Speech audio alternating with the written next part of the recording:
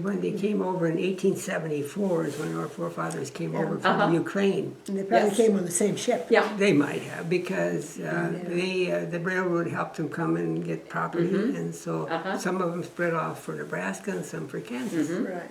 So we have a very identical background. And I grew up in a strong Mennonite community, and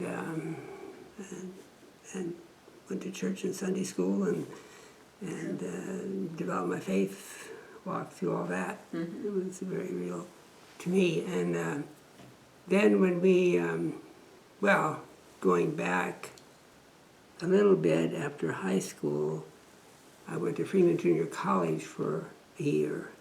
To college 1 year there, and that was a time when the Korean War was going on, the draft was going on in '51, and then I got my degree and my classification for 1W service, which was the alternative service program.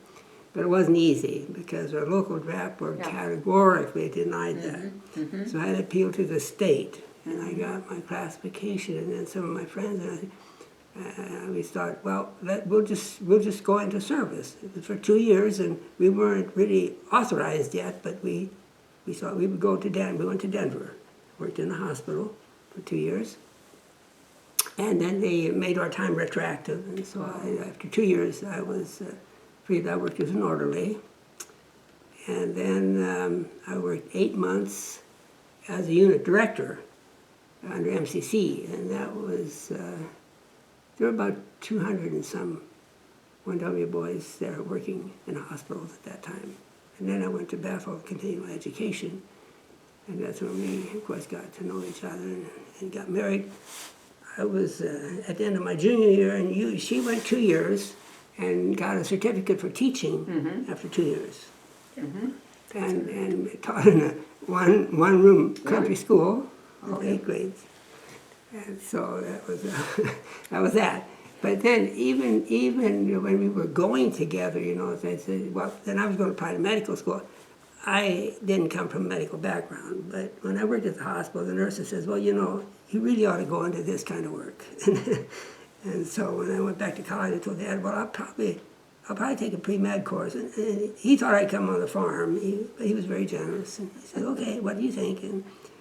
And so then we decided already long, if we did get into if I got into medical school and all that, then we wanted to do some more service. That was what we were going to do.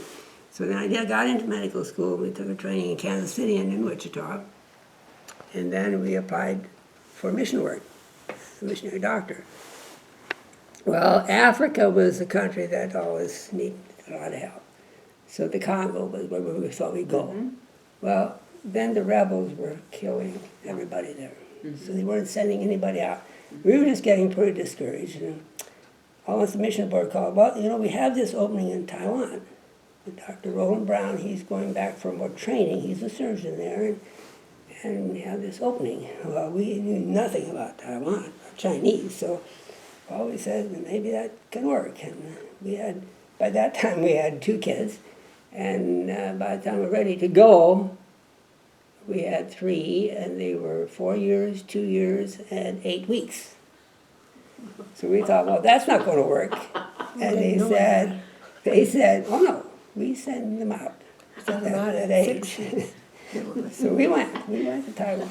3 years, came back, and it's a long story. We ended up in Mount Angel, replacing a doctor there who was a Christian, and he went to the mission field, and they had no doctor in town. So that's where we went. And then we went 3 more times for the summers back to Taiwan to work. And then the second time we went, we adopted the twins. They were born at the hospital, in a midwife home right close to the hospital. So we adopted the twins, and Gave us 5. that gave us 5, yes. And they're 40. They just turned 46. They both developed lupus along the way, so they've had their medical problems. They still live with us, but they work off and on right now. They're not working, but they have. So then we've been there, and then after my retirement in '98, after 31 years, doing about everything in Mount Angel there was to do. I retired and wanted to do some more overseas work. And so then we've been going to Honduras. Well, we went together for a while, and then later I went, so usually every year, to this little mission hospital there, and I worked with a surgery clinic. Yeah. And so we did that. Now I think that's kind of coming to a close for me for various reasons. So, but service in our Mennonite background, service was a thing taken for granted. You just did that, and a good time to do that was when you were young. And of course, we already had family started, but we didn't have any obligations. We had nothing. We moved to Mount Angel from Kansas after we got back from Taiwan. We had one little U-Haul. That's all we had. That was one thing Reverend Schmidt did too. He encouraged us for service. He would take us to the Camp Menisca, and there were a lot of camps and projects there. And I was 2 weeks went in a voluntary service in Topeka, Kansas, where we taught Bible school. 2 weeks, 1 week to the Forbes Air Base kids, and 1 week to the little black ones at a Baptist church. And we didn't have nobody furnished us any material. I don't know why. We went there, we had nothing. And so we went to a store the night before we were supposed to be teaching and got, crayons and paper and something so we could have some things. That was a real experience to learn to do something without having it all fixed up for us. But it did help me to decide too that that's something that we wanted to do more of. Well, our faith had everything to do with how we shaped our life. Right. And so just the way it was. And the fact that we were Mennonite added some more dimensions, of course, to our faith because of the non-resistance to war, which I didn't want to participate in, and that along the way, caused some problems in high school already. But then it changed my whole life because of working in a hospital for 2 years. Yeah. Otherwise, I would have never gone into medicine. But medicine was such a natural thing to go into that worked with my faith, because I didn't really see I got a minor in Bible in college, and I did belong to the ministerial group, but I couldn't see myself writing sermons every week. It just wasn't me. I'd rather go out there and help some people with my hands. So And perform a surgery. that worked better for me, so I would appreciate that. We both taught he's taught Sunday school all his life, still is. I taught kids in the years. But then she taught in the release time program at Mount Angel for about 20 years. That was 20 years, yeah, right. Yeah, it's a Bible curriculum that she taught. Release time for Bible, 40 minutes once a week. Yeah. So that was, Yeah, she was very active in that. I know a lot about other denominations, like knowing people and what their views and so on. And I just haven't found any other, you might say, group or denomination that I believe follows Scripture as close as we do. Although I think in the last few years there have been more controversies that have come up with other things, but as far as what Menno Simon started in his teachings in the Anabaptists, which I've studied quite a bit, it was a real serious attempt at going back to the Scriptures as Jesus taught. So that's what keeps me in the church. There have been times in our life when we had, like Lawrence, Kansas, with our freshman medical school year. There was no Mennonite group there, and so we floated from church to church, and it just didn't feel very comfortable. And we finally ended up at the Nazarenes. Then we weren't anywhere. We went to the Nazarene church, and then when we went to Kansas City, there was a Rainbow Mennonite church was right across the street. from the medical school, and Wichita and so on, all through there. And we went to the Mennonite mission in Taiwan, so we felt very comfortable working with those people. And that's kind of what keeps us there. In the country school, we'd have a program every month with the whole community together, and it was always centered, Christ-centered too. That's where I have to say this same great Uncle Abe, that's where I can still see him standing on that little stage singing Count Your Blessings, name them one by one, and it was very touching to me. And I think, they never left out the Christ emphasis in our little country schools. But your she loves to teach, and it goes with you, but say you taught Sunday school for years, and the Bible school classes that you taught the release time. As for me, medicine is such a great way to express my faith, because the healing arts. I mean, it doesn't get any better than that. And of course, I always appreciated when all the missions I was with, there were always chaplains when I didn't know the language that well. There were always chaplains that ministered to the faith of everybody, so that they knew why we were there, and we were trying to help them not just with their illnesses, but also with their spiritual life, because we believe it's extremely important that people make a commitment to Jesus. And so that, my medical profession was worked into very well with that.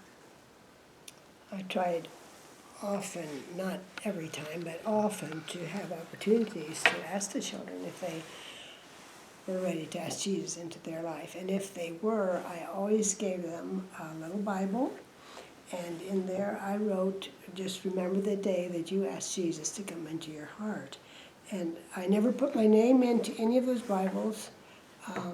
I don't know how many kids kept their Bibles, but my prayer is that, even if they haven't for many years, maybe they'll find it in the back of the closet someday and see that.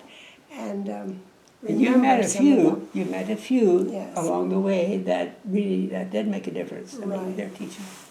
I got a lot of the children that everybody else thought were hopeless and just impossible discipline. But I just learned to love every one of them. She has a I way. would trust She anyone. has a way of getting on their side. I have told him many years later, if I would see any of those naughty boys on the side of the road flagging for a ride, I would not hesitate to pick them up, because I just learned to love them. And I remember one boy that was very naughty, and I often wondered why I even did it. I sometimes have like going home and saying, why, I don't have to do this, it's only voluntary. Why are you making it so hard? But one time I reached over to give him a love, and he thought I was going to wring his neck, I guess. I've never had that experience. He just stiffened up. He was just scared, and I thought, the poor boy, I don't think has any love. And I really appreciated those 20 years of teaching those kids, because that grew and grew, and a lot of the other kids came to join it too. Well, in the medical field, of course, it gave me an opportunity, especially to help the underprivileged. Because like in Honduras or in Taiwan earlier, the hospital that we had there on the East Coast in Hualien was the end of the road. There was one government hospital in town that was poorly equipped and very poor medical care, and they came to us, and then I was for 2 years basically in charge of all the departments of that hospital. And so it was a huge challenge. I wouldn't even try to do it now. But anyway, so many of the people that just would not have made it. Many procedures that I had never seen I had to do. I know For instance, there was a lady came in one time. She was 28 years old, and she had a hair lip a cleft lip, with the teeth growing into her nose. And she came in like this. And so and her father came with her, and I said, well, now, why did you wait so long? And he said, well, we didn't know she could get help. And also, but she had a fiancé who insisted, he insisted that she try. So they came in, so I sent her to town. We didn't have a dentist there to pull the teeth. She came in, and of course, there was plenty of tissue to bring it together and bring the lip back in. And when she walked out, she just had a big smile on her face. She could face the world. And so that was probably the biggest satisfaction in medicine, was helping people like that. I would encourage especially young people to consider occupations where they can be in some kind of ministry. You can do that almost in anything you do. Not to make money your objective and what you're going for, because that's going to be pretty empty after a while. It's not going to get you anywhere. So you want to have more satisfaction than that. And so just follow God in your life, follow the teachings of Jesus, and yeah, that's going to make